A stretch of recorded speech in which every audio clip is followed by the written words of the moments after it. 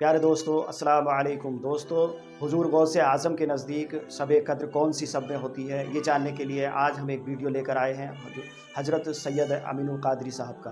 حضرت سید امین القادری صاحب اس بیان میں یہی بتا رہے ہیں کہ حضور غوث اعظم کے نزدیک شب قدر کون سی شب میں ہوتی ہے اور شب قدر میں عبادت کرنے سے کیا کیا فائدے ہوتے ہیں، شب قدر میں ہم اپنی بخشش کس طریقے سے کرا سکتے ہیں۔ تو دوستو اس ویڈیو کو لاسٹ تک دیکھنا، تو ویڈیو شروع کرتے ہیں۔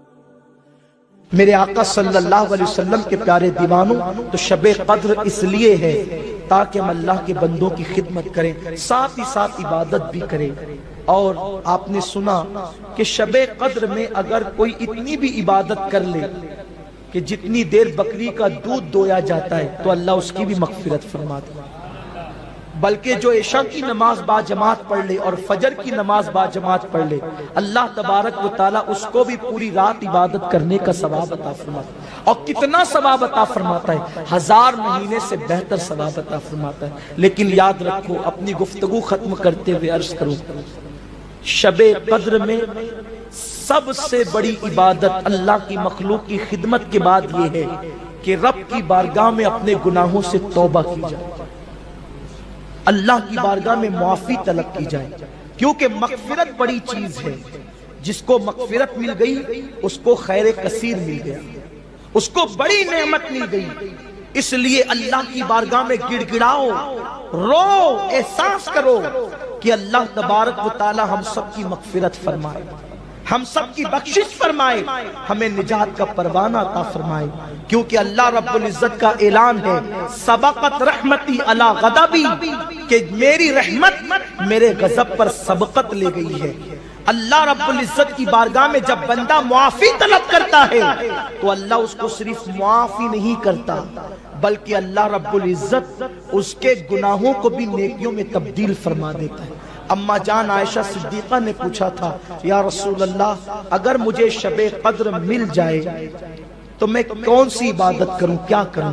تو میرے آقا نے فرمایا تھا، اگر تجھے شب قدر مل جائے عائشہ تو اس رات کو اللہ کی بارگاہ میں اپنے لیے مغفرت طلب کرنا، اللہم انکا عفو تحب العفو فاعف عنی، یہ دعا کرنا ترمذی شریف کی حدیث ہے۔ تو اللہ کی بارگاہ میں مغفرت طلب کرو، بخشش مانگو، مغفرت مانگو، گناہوں سے توبہ کرو، یہ شب قدر کا ایک عظیم تحفہ ہے۔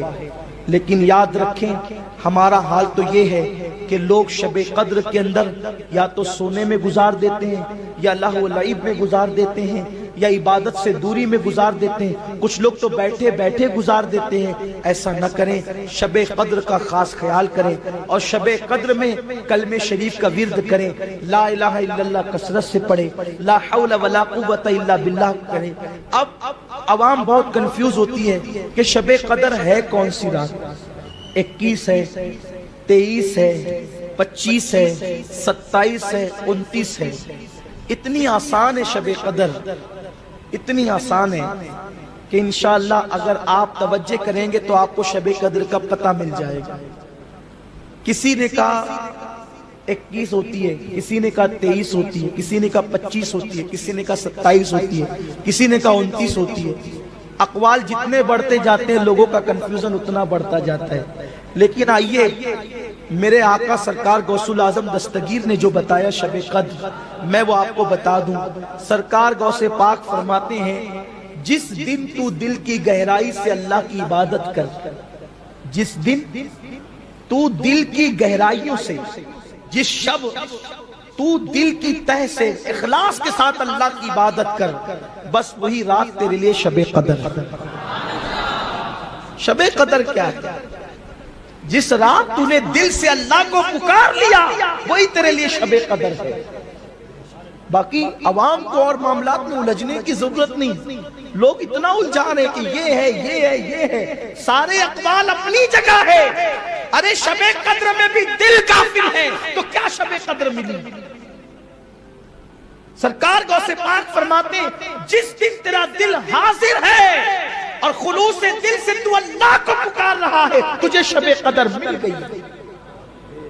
اس لیے کہ جس دن تو اللہ کو پکارتا ہے دل کی گہرائیوں سے، پھر اللہ تجھے 3 مرتبہ، ایک مرتبہ تو پکارتا ہے 3 مرتبہ اللہ تیری پکار پہ لبیک کہتا ہے۔ اسی لیے تو حضرت امام زین العابدین جب حج کا احرام باندھتے ہیں تو پہلی مرتبہ لبیک کہتے ہیں تو بے ہوش ہو کر زمین پہ گر جاتے ہیں، دوسری مرتبہ لبیک کہتے ہیں پھر بے ہوش ہو کے زمین پہ گر جاتے ہیں، تیسری مرتبہ لبیک کہتے ہیں پھر بے ہوش ہو کے زمین پہ گر جاتے ہیں۔ لوگ کہتے ہیں آپ پوری لبیک ہی نہیں پڑھ پا رہے ہیں۔ لبیک اللہم لبیک لبیک لا شریک لک لبیک ان الحمد والنعمت لک والملک لا شریک لک۔ یہ پوری لبیک ہے لیکن وہ پڑھ نہیں پا رہے، لبیک کہتے ہیں زمین پہ گر کے بے ہوش ہو جاتے۔ کون؟ سید العابدین، زین العابدین، کریم ابن کریم، سید ابن سید، سخی ابن سخی، ولی ابن ولی، علی ابن علی۔ ان کا نام بھی علی، ان کے دادا کا نام بھی علی۔ اس قدر عبادت گزار ہیں کہ روزانہ 1000 رکعت نفل نماز پڑھتے ہیں امام زین العابدین۔ اسی لیے ان کو سید سجاد کہا ہے، یعنی سجدہ کرنے والوں کا سردار۔ لوگوں نے کہا آپ لبیک ہی نہیں پڑھ پاتے، بے ہوش ہو جاتے ہیں۔ ارشاد فرمایا تمہیں پتہ ہے جب بندہ خلوص سے لبیک پڑھتا ہے تو اللہ 3 بار اس کے جواب میں کہتا ہے لبیک و سعدیک، میں بھی حاضر، تو حاضر ہے تو میں بھی حاضر ہوں، اور میں نے تجھے نیک کیا، تجھے برکت والا کیا۔ اور جب بندہ زبان سے لبیک کہتا ہے اور دل سے نہیں کہتا ہے تو جواب آتا ہے لا لبیک لا سعدیک، کہ میں تیرے لیے نہیں ہوں اور میں نے تجھے بدبخت کر دیا۔ کب؟ جب لبیک پڑھی جاتی ہے اور دل حاضر نہیں ہوتا۔ اب شب قدر تو مل گئی لیکن دل ہی حاضر نہیں ہے۔ صلاۃ التسبیح پڑھی جا رہی ہے، دل ہی حاضر نہیں ہے۔ نوافل پڑھی جا رہی ہے، دل ہی حاضر نہیں ہے۔ تسبیح پڑھی جا رہی ہے، دل ہی حاضر نہیں ہے۔ تو بتائیں پھر شب قدر کی برکتیں کیسے ملیں گی؟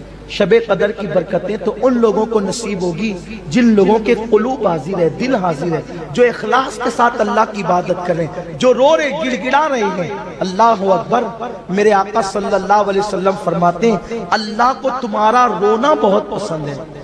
جب اللہ کی بارگاہ میں حاضر ہویا کرو تو گڑ گڑایا کرو، رویا کرو۔ آقا کریم صلی اللہ علیہ وسلم فرماتے ہیں مکی کے سر کے برابر بھی اگر کسی کی آنکھ سے آنسو نکل جائے تو اللہ اس کی بھی مغفرت فرما دیتا۔ لیکن افسوس ہمیں تو رونا ہی نہیں آتا، بلکہ اگر کوئی اللہ کے خوف سے روتا ہے تو ہم ہنستے ہیں، ہم مسکراتے ہیں، اس لیے کہ ہمیں رونا نہیں آتا۔ دوست اگر ناراض ہو جائے تو ہم روتے ہیں، بھائی اگر روٹ جائے تو ہم روتے ہیں، گھر سے نکال دیا جائے تو روتے ہیں، بچہ مر جائے تو روتے ہیں، کاروبار میں نقصان ہو جائے تو روتے ہیں، لیکن ہم اللہ کے لیے نہیں روتے۔ اما جان عائشہ صدیقہ فرماتی ہے میں نے اپنے کانوں سے حضور سید عالم سے سنا ہے، آقا کریم علیہ السلام فرماتے ہیں جو اللہ کو منانے کے لیے اپنے گناہوں کو یاد کر کے روتے ہیں اللہ ان لوگوں کو بغیر حساب و کتاب جنت عطا فرمائے گا۔ لیکن ہائے افسوس ہمیں رونا نہیں آتا۔ سحری کا وقت ہم نے قہقہوں میں گزار دیا، افطار کا وقت قہقہوں میں گزار دیا، رمضان شریف کا آخری عشرہ آیا تو اب اس کو ہم بازاروں کی زینت میں گزار دیتے ہیں، بازاروں میں خریداری کے لیے گزار دیتے ہیں۔ کون روئے گا ہمارے حال پر؟ کون روئے گا ہمارے اعمال پر؟ کون روئے گا ہماری آخرت کے حوالے سے؟ یاد رکھیں اللہ کے خوف سے تو پتھر بھی رویا کرتے ہیں، اللہ کے خوف سے تو پتھر بھی رویا کرتے ہیں۔ کیا ہمارا دل اتنا سخت ہو گیا پتھروں سے زیادہ کہ ہم اللہ کے لیے نہیں روتے، رب کی بارگاہ میں مغفرت نہیں چاہتے، رب کی بارگاہ میں دعا نہیں کرتے؟ اللہ کے حبیب صلی اللہ علیہ وسلم نے فرمایا جس کو ماہ رمضان ملا اور اس کی مغفرت نہیں ہوئی وہ اللہ کی رحمت سے دور ہو گیا۔ ماہ رمضان تو مل گیا، کیا مغفرت بھی مل گئی؟ کیا بخشش بھی مل گئی؟ کیا نجات بھی مل گئی؟ بتاؤ اگر نہیں ملی تو یہ قہقہے کیوں ہے؟ یہ وقت کی بربادی کیوں ہے؟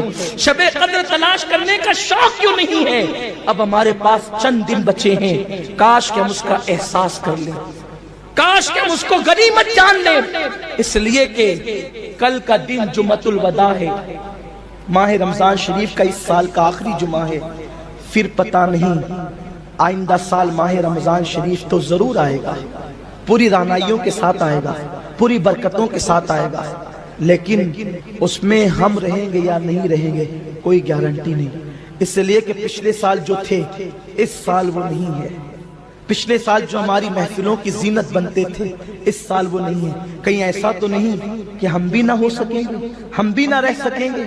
اس لیے اللہ کی بارگاہ میں دعا کرو۔ بے شک پیارے دوستو، جب تک ہمارا دل ہی حاضر نہیں ہے تو کیسی شب قدر؟ انشاءاللہ تعالی اگر دل حاضری کے ساتھ ہم 27ویں شب میں اللہ تبارک و تعالیٰ کی عبادت کرتے ہیں تو انشاءاللہ تعالی وہی ہماری شب قدر ہوگی۔ تو دوستو ہم 27ویں شب میں انشاءاللہ تعالی اللہ تبارک و تعالیٰ کی زیادہ سے زیادہ عبادت کریں گے۔ دوستو اگر یہ ویڈیو آپ کو پسند آئی ہو تو اسے شیئر کر لیں اور لائک کر لیں، اور دوستو چینل پر پہلی بار آئے ہیں تو اسے سبسکرائب کر لیں۔ السلام علیکم